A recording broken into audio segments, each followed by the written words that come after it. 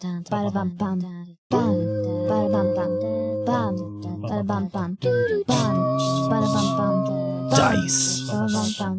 Rolls. Dragons. Trolls. Dadventurous.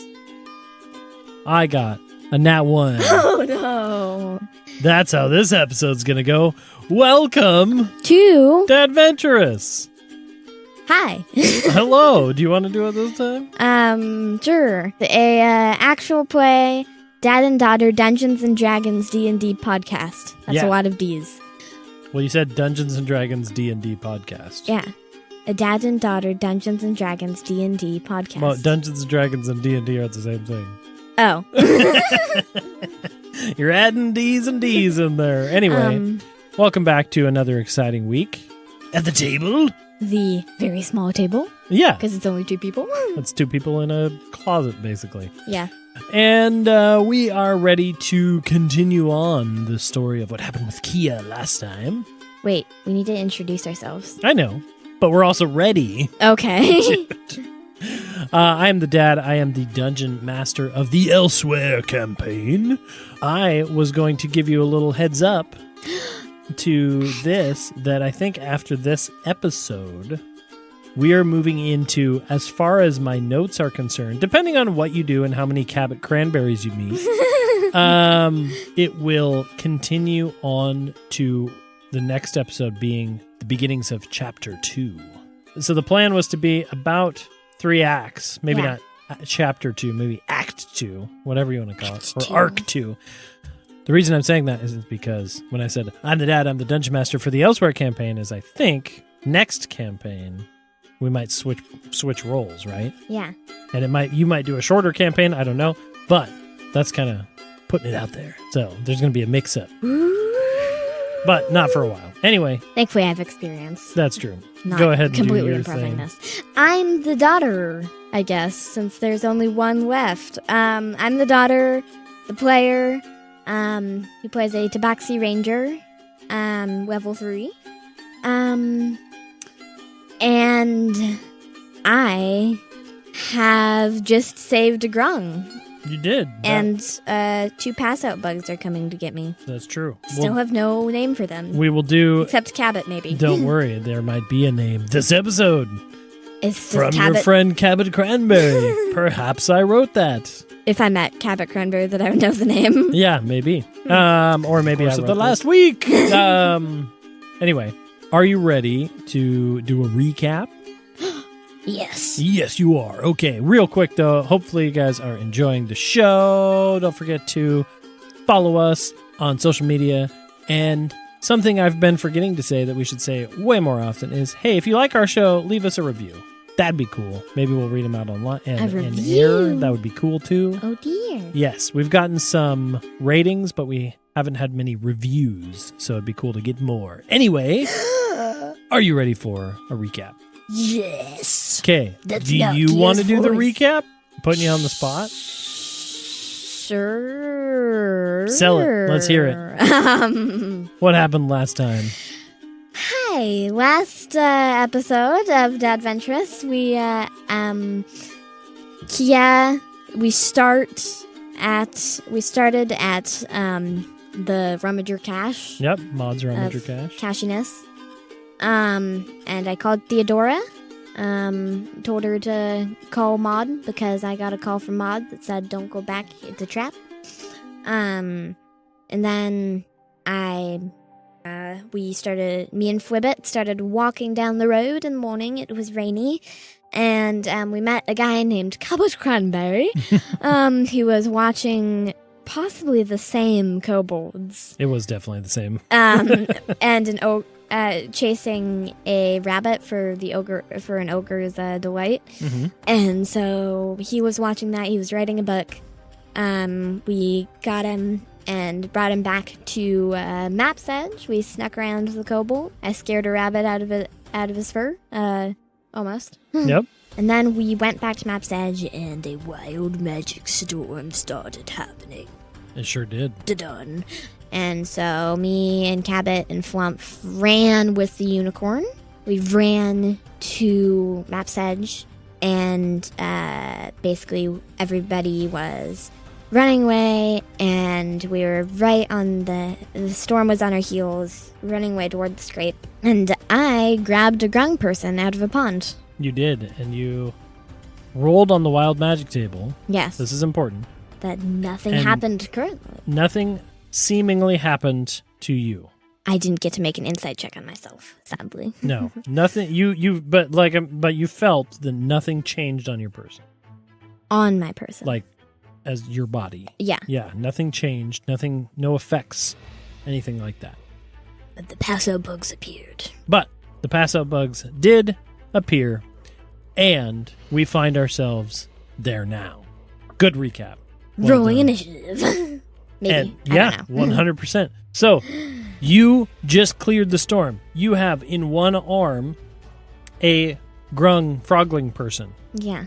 Flibbit rushed in to help you. You told him to go away, and he said, "No, I have to help you." And he ran in to help. So Flibbit's nearby. You guys were leaving the storm. The storm is still coming your direction. You're just moving faster than it. Yeah. These two scaraby beetles launched out. Remember, they're all dark and purpley and arcane. Yeah. And they came out of the storm They have acid goo. and started kind of pinchering off, closing towards you guys from either side. We are going to roll initiative. However, keeping in mind that you always are going to want to try to continuing to get out of the storm. Yes. The storm is going to be closing on you. At the top of each round, it is going to close on you. Okay. And what you do in that time is going to be up to you. Okay. So I do need you to roll initiative. I'm going to roll for Flibbit too. What's Flibbit's initiative? Flibbit's initiative is, let's dexterity, it's +1. +1. Wow, he got a 10, and I Okay. got a 22 Nice. So kind of with a nat 20. nice. So kind of amusingly, Flibbit rushed in to help you, but Flibbit's going last. Oh, in really? this. Yep, unfortunate. Oh. So, Kia, there are two beetle things rushing from either side of you, and they seem to be closing in. These ones are a little bigger than the one that you saw in town Oh. with the clock. Are they differently colored, or? I will say one's more purple and black, and the other one's more black and purple. And they are both leaking arcane, magic-y goo out of their carapace. The neon glowing purple glue. Yep, exactly. Which, what, did we decide that it was acidic? It was acidic at least to itself, I think. No, it wasn't. It started melting the guy's shell. It wasn't melting his shell. He was evaporating. Oh. He was dissipating. Like they're made of Yeah. this arcane material. Okay. Do I go first? You do go first. Was it 22? Yep. I will say Um. that, how about we say this? Map's Edge, you just left. Yeah. The scrape, you were already making your way towards there. You were halfway there or Yes. whatever. I'm going to say that you need to move forward for 5 rounds to get there. Okay. Or you need to defeat these guys, and then the rounds don't matter. Okay. So you either book it and keep going, and these guys are going to be doing things to you for 5 rounds, or you take them out. How far away are they from me? Right now, they are on either side of you. I'll say 30 feet on either side of you, 30 feet. but they're closing in. I forget. Can I, do double weapons? 2-weapon fighting? Yeah. Yeah, but it's not anything special. Yeah. It's just, I have 2 short swords. Yeah. I'm going to... I think I'm going to cast Zephyr Strike as a bonus action. Okay. Zephyr Strike is a bonus action, gives you movement speed and force damage attacks and things like that, right? So I'm going to cast Zephyr Strike, tap my airplane pin, Mm-hmm. the airplane floofs up, and I am going to, so that's a bonus action, and then I'm going to go, and my movement speed is 30 feet. Okay. I'm going to, Well, doesn't Zephyr Strike or sorry, my movement speed is 60 feet. is now 60 feet? Yeah. Okay. I'm going to rush up to one of these bugs, pull out one of my short swords, slash it. Not going to use the the special thing. So that is... Because you have 1 minute of concentration Yes. to give yourself advantage. But No. for now, you're just using... Yeah, you give yourself advantage on an attack roll, and then it deals an extra 1d8 force damage. But that's when the spell ends. So I can choose to do that whenever. Yeah. I'm just saying, for now, you're using it for the speed. Yeah. Okay, so you are moving like the An airplane. wind, like an airplane on the wind. And you go ahead and launch yourself against... I got a nat 20 again. Does a 24 hit? Oh, boy. Yeah, I do. Okay. For a Dang. For a measly 1d6 plus 2 damage. 7 damage. 7 damage. Okay. Dang. Whatcha? Maybe it's the speed. I don't know. Yeah. 24. That was awesome. Okay, so you did 7 damage. Okay, this one's bigger than the last one you were fighting, and it's still fine with that. Oh, wait, you got a nat 20, though. Oh, So you crit. Yeah. So you double that. 14 damage. 14 damage. 14 damage. It's still up, technically, but it looked hurt. You slash into it, spewing arcane powdered smoke like whoosh, and it squeals in it kind of noise in pain. And I would say it probably like moves off to the side a little bit. Can I move again? You still have 30 feet of movement. Okay. Because it was only 30 feet away from you. When casting Zephyr Strike, I don't provoke opportunity attacks, so I'm going There you to go. rush back to the grung and probably pull him. Rush back to the grung and take his hand again. Dang, that was cool. So it rushes off or you rush off and leave it in your wake. Yeah. Awesome. It is now both of their turns. They can move 30 feet. They're going to close that gap on you. Okay. So they rush in. You did 14 points of damage to it, correct? Yeah, to one of them. Yep. I'll say the first one rushes in towards you, and it is The one I going- hit or the one I... The one you hit. Okay. It followed you. It rushes in, and it is going to make 2 attacks. It has the ability to make 2 attacks. Uh-oh. 2 with its pincers that it has on the front of its thing. It touched me. First attack, 13. No, Second attack, 15. that one hits. 15 hits. Okay, one of the claws reaches out, slashes at your leg as you were running, only for 3 damage. Okay. But you get a little flashback of memory as you have been able to do. What do you think this memory is about? You've seen your parents. You've seen a flashback of the Magic Storm. store that you became awakened in. In that kind of vein, you get slashed. It's just a flash of memory. What do you think you see? I think I see me probably as a cat, basically playing platformer, where I'm hopping between like different stools in a shelf. And, Oh, yeah? Yeah. So just playing a game back in in your store that was your home. Okay, you get a flash of that. Makes your vision go to the flash for a second, and then you continue on running. The second guy closes in, and I'm going to roll a dice to see if he targets you or Flibbit. Okay. Where's the grung?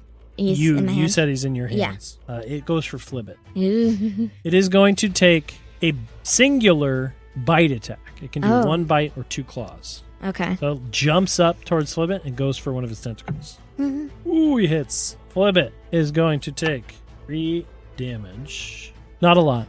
Can you roll me a DC 11 wisdom saving throw for Flibbit? DC 11 wisdom saving. Has a wisdom plus of 2. Okay. 20 non-natural. Wow, okay. So Flibbit is not frightened of the thing. Ooh, yeah. He's a smart flump. Yes. Okay. Wait, is he on my right? He is on your right. Yep. Flibbit looks over at you and goes, "Hey, I dodged that great." Oh, and he looks at your shirt and says, "I'm a stupid." I'm sorry, you are not stupid currently. I think that was a compliment. All yes, right. it was. The next turn up is Flibbit. Before Flibbit goes, the little grung in your arms looks up and he goes, "Thank you. My name is Frogrick. I just made that up." A great name. Okay. And it's just screaming and running, and being carried by Well, you. I think I was making him run, but I'm holding his hand so he can kind of like climb beside me. So he's running alongside Yeah. you. Okay. Cool beans. Let's go Flibbit. What do you think Flibbit should do? Flibbit can whack people with a melee attack that does almost no damage. Makes sense. He's squishy. He can do his stench spray as a cantrip, or he can bless and cure people. I think he would probably with the bite, probably pull his tentacle back and probably stench spray. Stench spray? He's okay. Ow! So I can't do the need voice. to roll a dex save for my bad guy. I got a nat 1. Wow. Wow, nat What's 1 your plus? too. What's your plus? It don't matter. It don't matter. It's a +2, but it don't matter. A 3. With a nat 1, it got a bite, but it had to jump Yeah. to latch onto Flibbit, and it took damage, and Flibbit took the bite, but then he flings the thing, and it flips over onto its back. Oh, no. Which, as we all know, beetles, they struggle for a little while to get back up on their back, from their back. And Flibbit launches this stench spray, and it's just an instant hit for sure. Do you want to roll 1d8? Sure. That's a powerful stench spray. Nat 1. 1 damage. 1 damage. However, the main benefit of this is that it is temporarily pushed back. It can't move. It's prone. Yeah, it's got to stand up next turn. So you guys are able to, and I'll say it doesn't get an opportunity attack on Flibbit as you guys Yay. keep on going. 1 damage though. We are back up to your turn. However, the storm is closing on you. And so I am going to roll a dice to see how close it gets. I'm going to be rolling a d10, okay? Okay. And the d10 is going to represent how many feet it is away from you. Right now it is 100 feet away from you. Okay. Closing in. It has closed 50 feet. Okay. The storm is now 50 feet behind you as you move. It is your turn. Okay. So there's 1 by Flibbit and 1 by me. Yep, and you guys are basically next to each other, but yes. I think I push the grung forward, and then would that require an action or a bonus action or anything? So you're just guiding him forward? No, Yeah. That's fine. Okay. So I think I want to push the grung forward, let go of his hand, whip around, and slash this guy? Slash Okay. the guy next to me? Yep. 5 feet Yep. away from me? Okay. Yeah, he had closed. Oh, no. You had left. He's 30 feet behind you.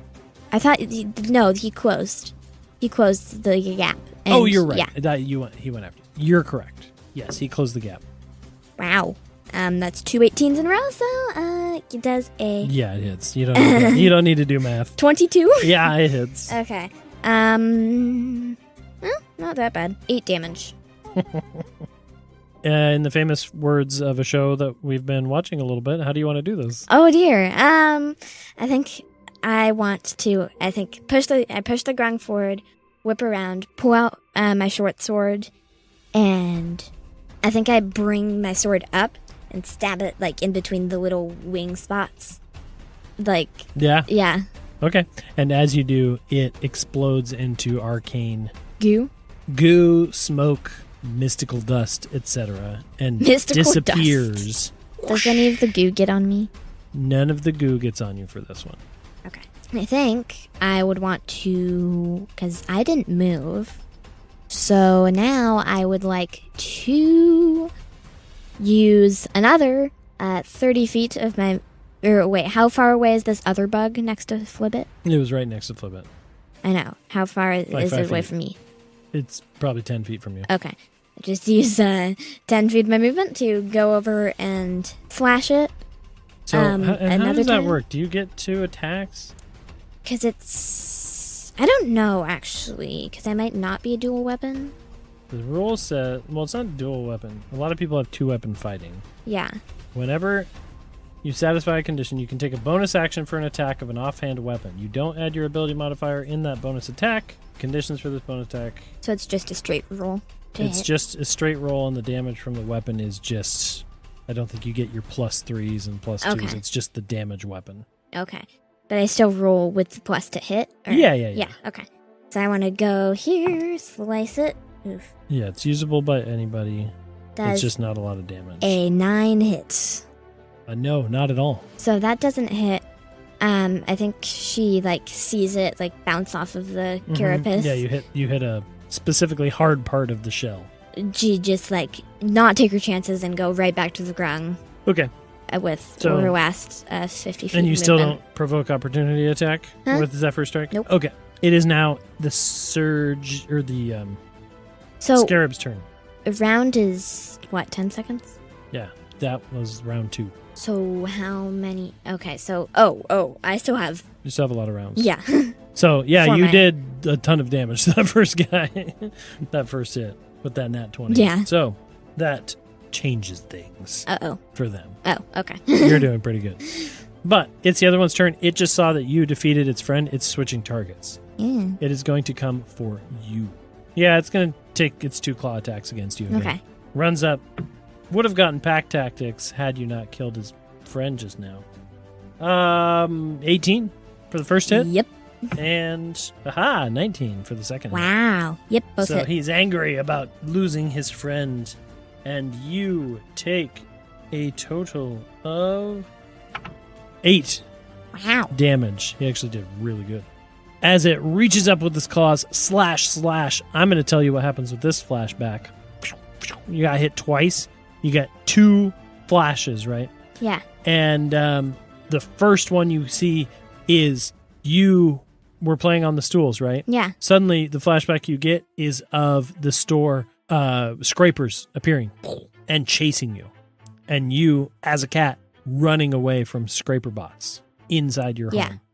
That goes away. Second one is you jumping out through some doors and running into the foot of a creature. And you look up and you see a younger but very familiar turtle looking down at you. And that was when you met Gunther. You're back in the combat. Okay. Just the 2 flashes. Boom, boom. Okay? Okay. So it's not a passo bug quite. It's a flashback bug? Mm-hmm. Yeah. Giving you memories, flashbacks. Because that's what happened with the other one, too. Yeah. You just got Yeah, it. You the other one touched I it. touched it. And it got... I touch it. Yeah. You hit harder. You're welcome to. If you would like to... No. You know. No, I would Pass not out on want. the I would ground. not like to touch it. It's a bad things to touch things. Okay. And so we go back to Flibbit's turn. Flibbit is going to offer... He's like, I could take the grung and fly ahead. Yes, please. Okay, so he scoops up little Frogric and Frogger. and Frogric and Flibbit dash forward, Flibbit's full movement, and they get a little closer to the scrape. Still a ways away, but you guys are doing good against this beetle. Back up to your turn. The storm was 50 feet away. You ran. You didn't run. You're 60 feet. You only ran 30 feet. Well, yes, but I grabbed. Would I have been able to grab the grung's hand and run the rest Yeah. of my 30 feet? Yeah. Yeah. So, okay. So you're now 70 or no, 80 feet 80 away. feet away. Okay. The storm is 80 feet away. A D10. The storm surges forward 60 feet. 60. So now this storm, you can feel that hackles on the back of your neck rising as the storm is only 20 feet behind you. Okay. But you know what's interesting is that bug that you just sprinted away from is 20 feet back. Not his turn yet. Unaffected. Unaffected by the storm. Yep. Just like even when a raindrop hits him, it's just like. Totally unaffected. I think. Does she notice that? Yeah. Yeah. You're looking at the Yeah. creature. I think she just thinks in her head, that's weird. But I think she just like thinks probably like is like more focused on getting away. Okay. And probably more focused on getting away. And I think she would probably let go of the grung again. She's like Well, switching between. Flibbit took it. Oh yeah. So I think she's. So you're freehanding she'd right now. turn back, try to shoot the. So pull out your... Yeah, pull out my bow. With a does a 12 hit. 12 does hit these guys, yes. Yay. Yeah, 12 hits them. What Yeah. happens? I think she'd try to. It's Maud's longbow. It's the The one you got, the good yeah. +1 Okay. Yeah. And so I think she pulls it out. It's a compound bow, right? Yeah. Pulls it out, stretches it back. She doesn't really cast any spells, but she just wants to try to get this thing not following her, try to get it to die, basically. Yeah, go ahead and roll damage. 5. 5 damage, not bad. Okay, you launch an arrow. It pierces into this thing. Again, arcane mist settles out. Would a dash with Zephyr Strike count as 120 feet? But you can't. You just used an action. Oh, yeah. Dash is an action. Yeah. Yeah. So I think you would she'd just move your 60 feet. I think she'd whip around, put the bow away, and Continue dashing. Continue going that 60 feet Okay. away. So trying to avoid the storm. Now it's 80 feet Yeah, again. now it's 80 feet again, and Flibbit's just going to keep on moving. Yeah. He's just going to take his turn to dash. Okay. So he's going to keep up with you with your massive Zephyr Strike speed, but he's using his action to do it. Yeah. Okay. You guys What are about now... the bug? I was going to say, you guys are so far away right now. The bug is closing on its turn. It's going to have to use its dash to keep up, but it's still 20 feet away, and it doesn't have ranged attack. Okay. And so it's 20 feet behind you, chasing you, but at the speeds you're going, it can't catch up because of Zephyr Strike. Yeah. So, the storm was... 80 feet. Again, now it's 80 feet, Yeah. huh? Okay. Oh. Did it get a 10? Oh, I got a 9. Oh, dang. Suddenly the storm surges forward, and you find yourself in an instant, surprisingly. It is over the top of you, but only by 10 feet. So I'm going to say, why don't you roll a d20? Just a raw d20. 11 and higher, you're safe. 1 Okay. through 10, you got to roll on the table. 20. Okay. So you are able to sneak past this storm, and you do not have to roll on the wild magic table again. It is now your turn. Okay. I think so. This bug is still 20 feet behind me in the storm. Yeah. I think she'd just, could I get in and out of the storm without rolling to hit him? Yeah. The storm it's like if you end your turn there or start your turn there. Okay. That's fine. But if you're going to move in and out, you could do that. I think she'd want to keep the Zephyr Strike to kind of get ahead of the storm. So. Okay. You also have your bow, which does more damage. Oh, yeah. Yeah, I suppose So, that's true. Just keep that in mind. You don't have to go into the storm at all. Yeah. You want to just, because you're a ranger, so. Yeah. I think she'd stop for a minute after getting out and pull out her bow, stretch it back again. Okay. Oh. What? Concentration things. You got hit. Oh, does it count? Wait. You got is hit Zephyr for Strike 8 count? damage. Yeah, it's concentration. Oh, it is. So you need to roll a 10 or higher on a d20. Yeah. Just as like a Yeah. To see if you keep concentration. 15. Okay, so you kept concentration of Zephyr Strike. Woo. I forgot about that. Good call. Okay. So she can't cast Tail of Thorns, but she is just going to try to shoot this Okay. flashback bug. Okay. Not the Paso bug anymore. Does a 16 hit? It definitely hits. Yay. Does 12 damage. 12 damage. Ooh. Wait. Actually, hang on. Sorry, no. 9 damage. Oh, okay. I mathed I was wrong. going to say, dang, for a non-natural. Okay. Still very good. But still up. Okay. And so you're going to continue doing your 60 feet Yep.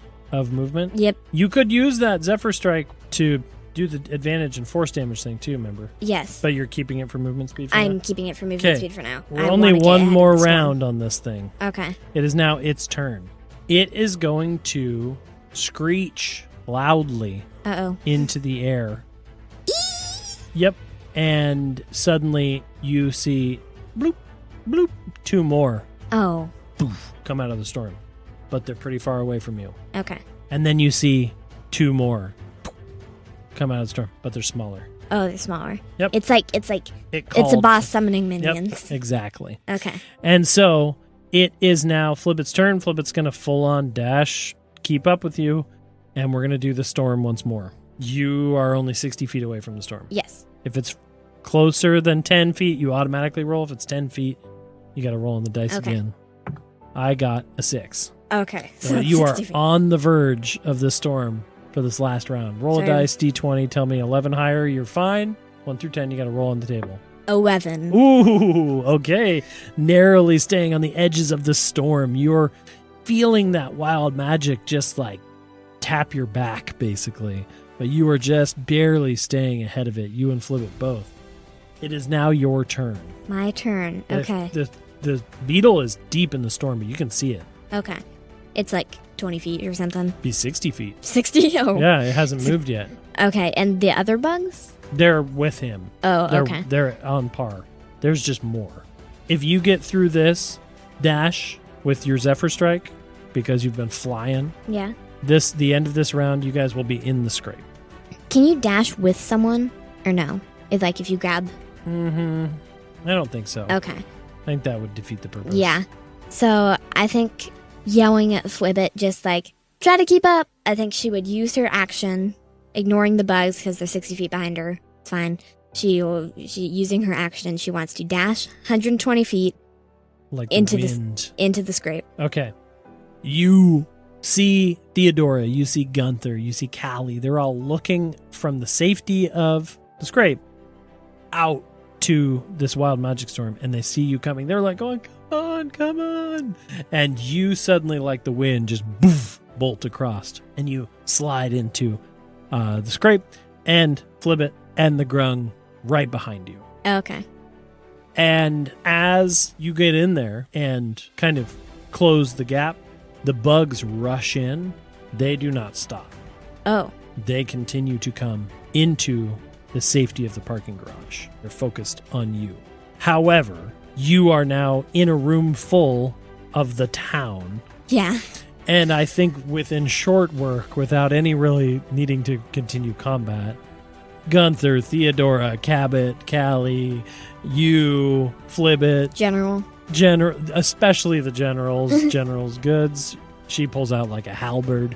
You guys take these bugs out, no problem. Okay. Easy. And you are able to slide into safety. You guys all cluster at the back wall, and you watch as this storm rages outside, rolls past, and you guys are safe-ish in here, but there are rummagers that are guarding the upper floor levels. Oh. And they're keeping an eye because you hear a lot of activity upstairs of scrapers being recreated. So they're keeping watch on like all the entrances to the first floor. Yep. So you guys are staying in this lowest level. Well, that's the plan. This is like the safety bunker. The storm rages past. You hear all the stuff happening. I'm going to say you probably hear about 8 floors up the thumping and noises of a very large cyclopean scraper too. Oh. But you guys are safe down here.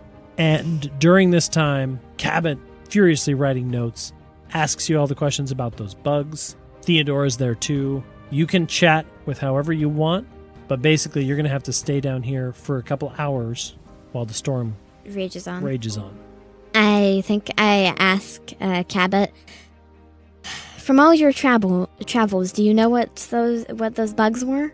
Now, it's fascinating that you asked me that because Cabot Cranberry, which is me, I have heard of bugs coming out of the wild magic storms, but only recently. Only recently? Yes, that has not been a thing in the past. Oh, okay. And he flips through his notes and he finds a thing. I had dubbed them Surge Scarabs. Sounded enticing to me. Very enticing, yeah. Yeah. They seem to come out in the middle of the storms, and that's the first time I'd heard of anyone fighting them, though. Fascinating. And they just disappear into goo and magic. Yeah. Fascinating. And he's just writing more stuff down in his book. I go to Theodora and say, so, pink unicorn, yeah. Oh, my honey. And she's looking at the unicorn. She said, this is wonderful. I just don't know.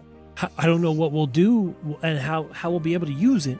But me and your grandfather, we've been coming up with some plans for the projector. Oh? We think that we can use the projector in a confined environment. We could take it outside of town. We could go somewhere in my tower and activate it. And if we can study storms, maybe we can learn how they work, how to stop them, how to maybe even control them, like divert them. Like when you turn, but then, because if the projector attracts storms, then you can technically send it out and they will divert the...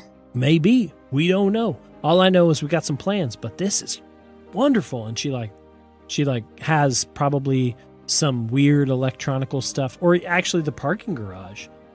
You bringing the pink unicorn in, all the fluorescent lights flip on. Oh. All the old, like one of the garage doors opens up. And in fact, I'll say one of the garage doors opens up and there's stuff back there that hasn't been found before because no one could get into the garage door. Oh. And all these electronical things start opening up, turning on, doing stuff, and she's just fascinated. This is awesome. And Gunther runs over and he gives you a big hug, too. And he's like, I'm so happy you're fine. I was so worried.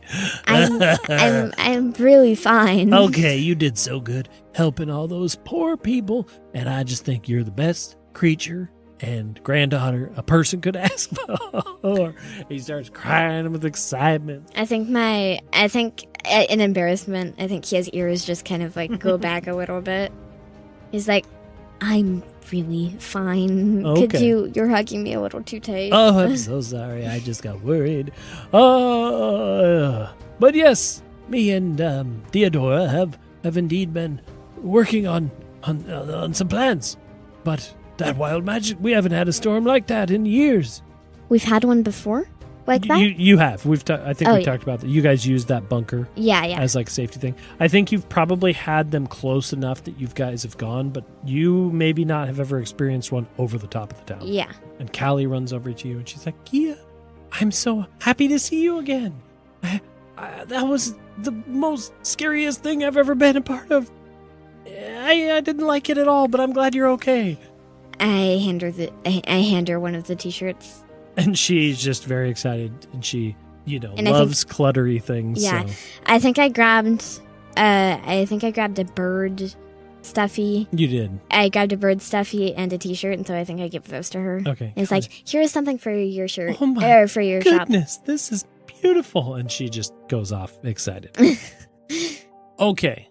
Where are you at in terms of what you want to do? In terms of what I want to do. Oh, and I should say, that garage door opened up. Yeah.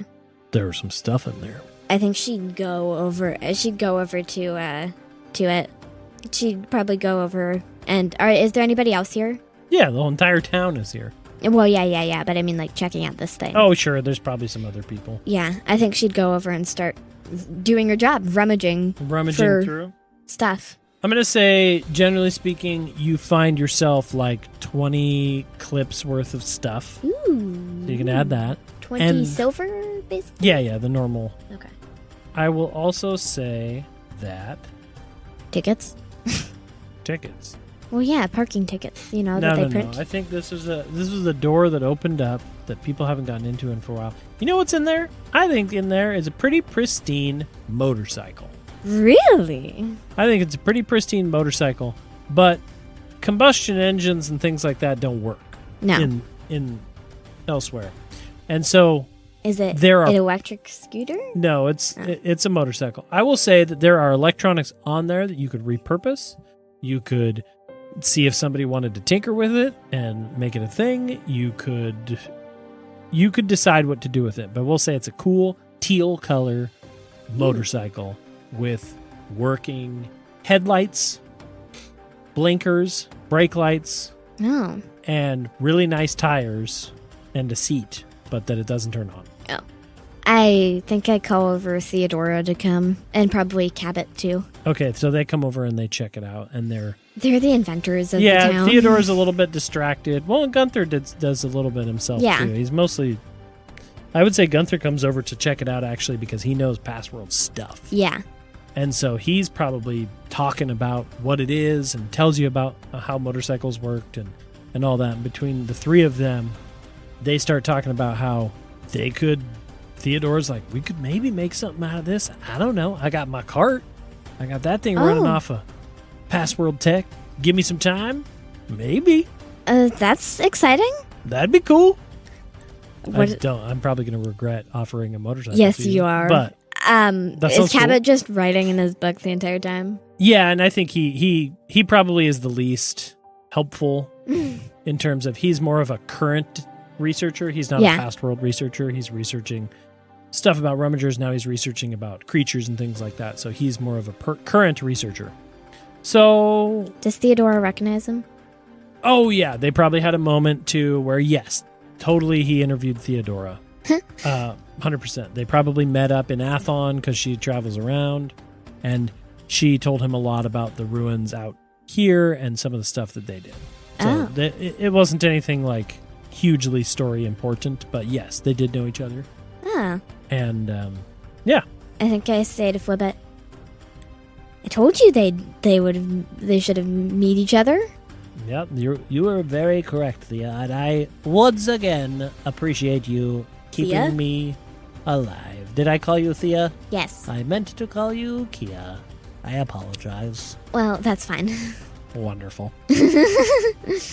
Suddenly you feel a little tap on your leg. I look down. There is a frog man, a tiny frog child. Frogrick. Frogrick the Grung is looking up at you. He's yellow, he's got spots on him, and he's wearing like a tunic shirt with a belt around it, and that's it. Somebody gave it to him. And he goes, hello, I'm Frogrick. Yeah. Great name. I just wanted to say thank you. And he holds up a tiny little hand for a shake.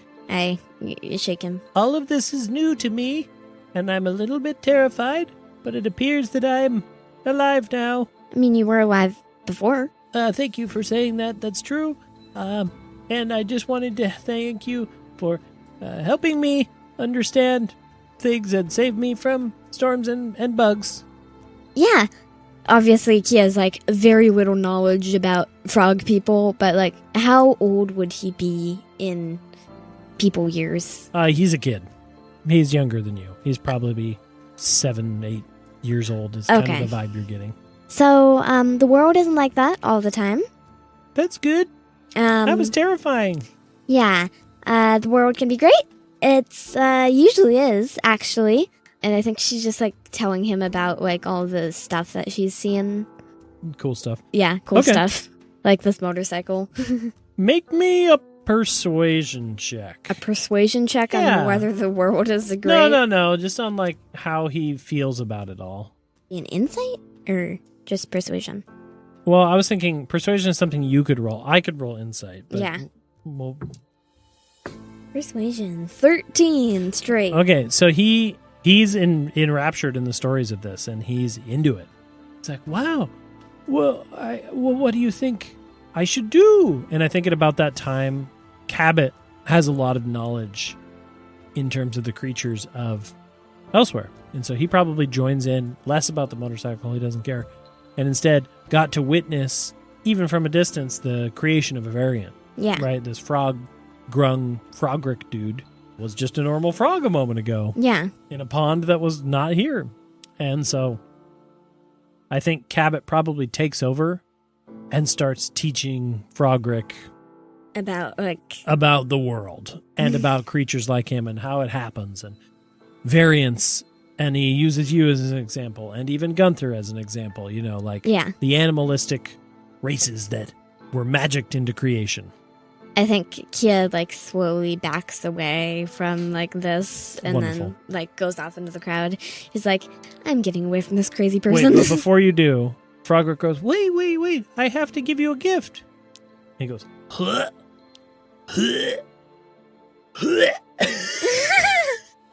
And spits up a giant ball of frog phlegm. It's this mucousy ball that's about the size of a grapefruit. And he just holds his hands up to you. He goes, here you go. It's frog phlegm. It's really sticky. And if you throw it against a wall, it'll explode. I just learned this. I threw one against the wall over there. And you look over there and there's a guy stuck to the wall trying to clean off this frog phlegm. And he had got his hand stuck, and then he tries to use his other hand to get that one off, and he's stuck against the wall, and now he's getting pressed up against the wall. People are trying to pull him off. I think, would I have anything to, grab this but not touching it with my hands? Yeah, I mean, you could find a like a cloth or something? A cloth or a bottle, if you want to put it into a bottle. Okay, yeah, you find a bottle and you you let him shove the frog phlegm in. Basically, it's a one-time use thing, and it acts as the equivalent of the web spell. Oh. Creates a sticky area. I'm like, thanks. Yeah, and then Cabot continues to take him over. Maybe maybe Cabot and Frogrick will be a duo now. Yeah. I'm going to write that down. Cabot and Frogrick, the research team. Maybe. They seem to be hitting it off. I go over to Theodora. Okay. She's still she's looking at the motorcycle and pink unicorn with giant eyes. And I pull her away a little bit and say, "Did you call Maud?"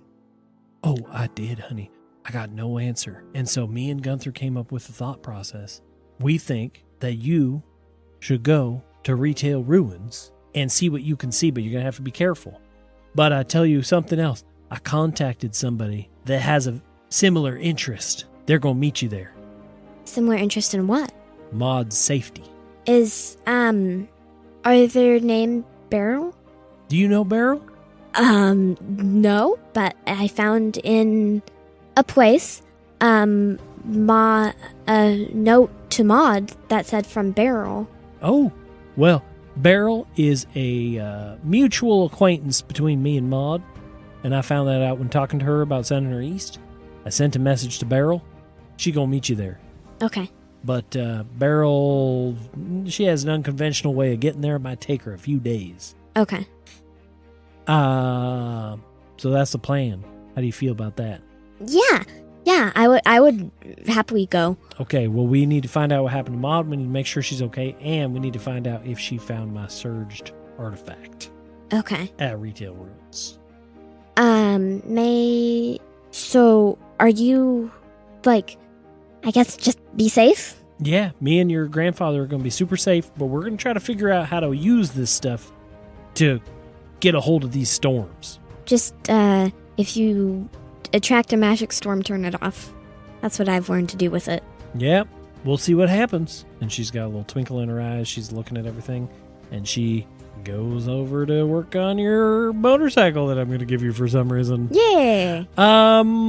And I think we are going to end the episode here because it seems like a good time. But I will give a little epilogue to this episode so that next time you don't got to talk to anybody or do anything like that. We can kind of continue on. Is there anything else you want to talk to about with these people or anything?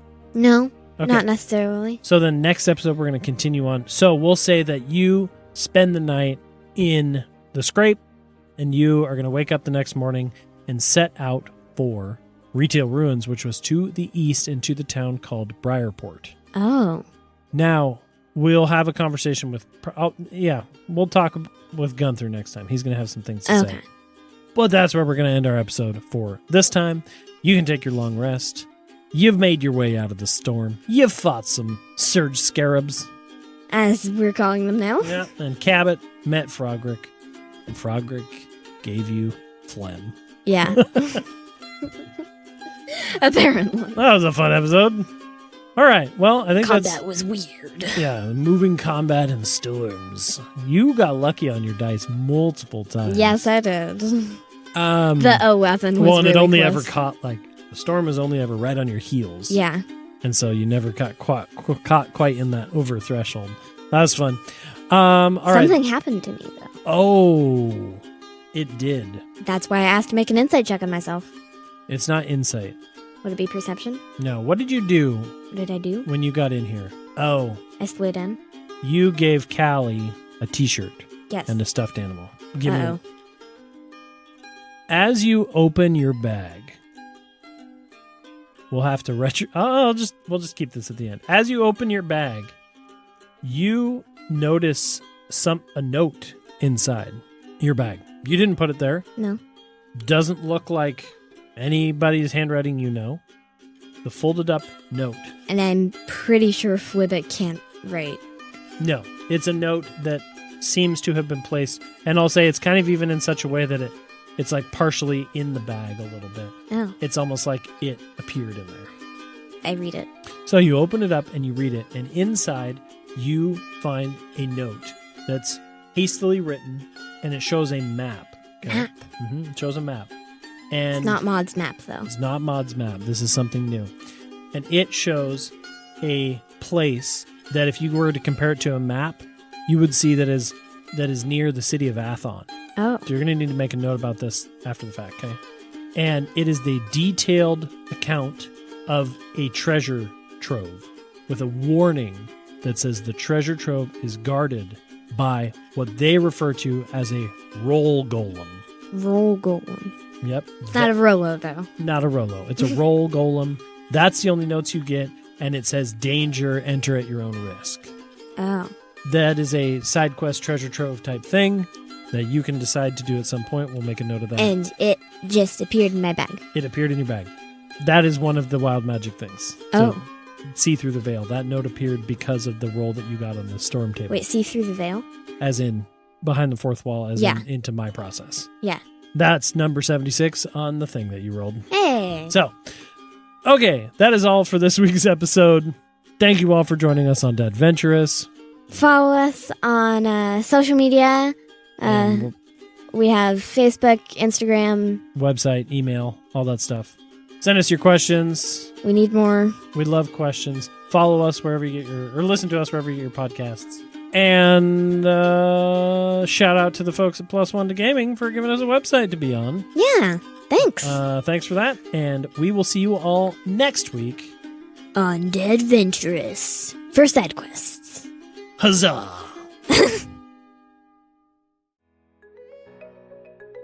Welcome to Dadventurous Q&A.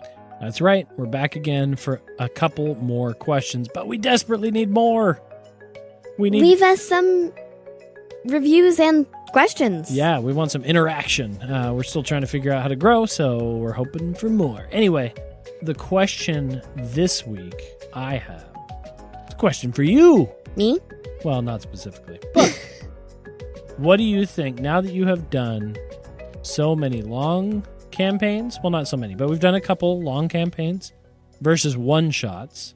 Whether that's one session or two or something like that, a small confined campaigns. Stories, yeah. Yeah. What do you prefer? Because on one end, you get to have this character that grows from like level 1 to whatever, and you get to learn the character as you go. But on the other hand, with one-shots, at least for me, you get to make a fun new character every time, and maybe you start at a higher level. So what do you find, or do you like them both? I feel like I don't really have a preference for either of them. For DMing, for dungeon mastering, that's a good question. I would prefer.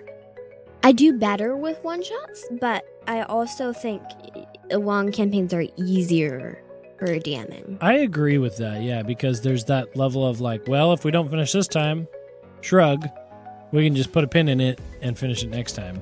Versus with one shots, you have to kind of finish it. Yeah, so I feel like one shots inherently mean the sessions can go really long. Yeah. Yeah, I think in terms of DMing, I prefer to do long ones or multi-session short ones because it's easier to have a time limit and on a session and still be able to keep going. That makes sense. I think I can agree with that. But as a player, I like both of them equally. Yeah, I think as a player, I really like... Well, first of all, I never play. But when I do get to Forever play... DM. Forever DM. When I do get to play, I do enjoy making silly characters. I don't know that I've ever been a part of a long-form campaign as a player. I think you have. Not in 5th edition, though.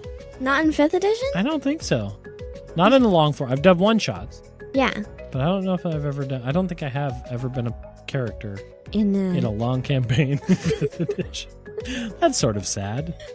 I should DM the next campaign that we do, and you have to be a player. I would love that. That would be so much fun. The dad is a forever DM and like never plays unless if it's one shots, and so you need to. I feel like you need to play. I'm so down because you've DM'd long campaigns, but you haven't played.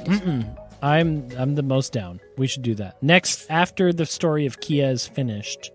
We can do that kind of thing. Maybe we won't even be in Elsewhere. Maybe it'll be in a whole new world that you create. Whole new world. All right, I think that's it for this week's Q&A on Dadventurous. Thank you all for joining us, and we'll answer your questions next time. Bye. I don't know what I'm doing. This is Dadventurous.